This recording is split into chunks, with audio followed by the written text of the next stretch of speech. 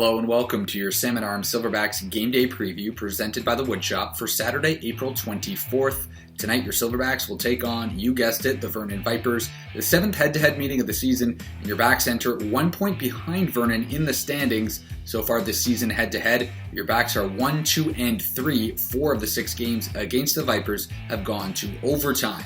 Salmon Arm is coming off arguably their best effort of the season, a 5-2 win over the Warriors a couple days ago, whereas last night, the Vipers, in their most recent game, they shut out West Kelowna by a score of 2-0.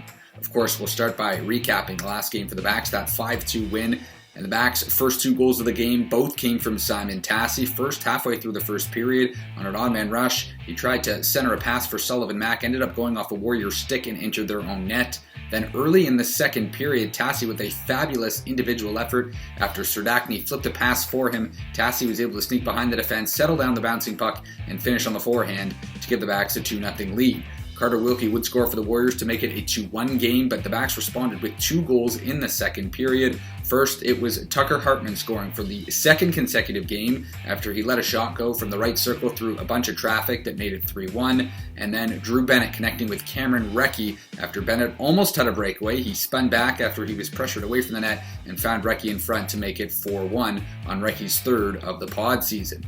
In the third period, the Warriors would make it a 4-2 game, but really no panic from the Backs. They really shut things down. In fact, they limited the Warriors to under 6 scoring chances the entire game, and Sullivan Mack would add an empty netter to make it a 5-2 final.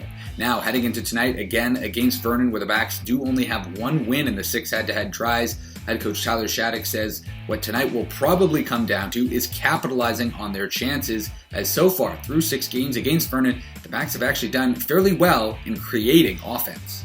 If you look at our underlying numbers, we're over 4 expected goals a game against Vernon this whole pod season, so I don't think it's a lack of offensive chances. Like, we're getting some good chances and a number of ones that our program's telling us that could go in the net or should go in the net. So I think that we've been playing good hockey against them. We've obviously been on the other end of the win column a few times, but eventually that has to even out at some point.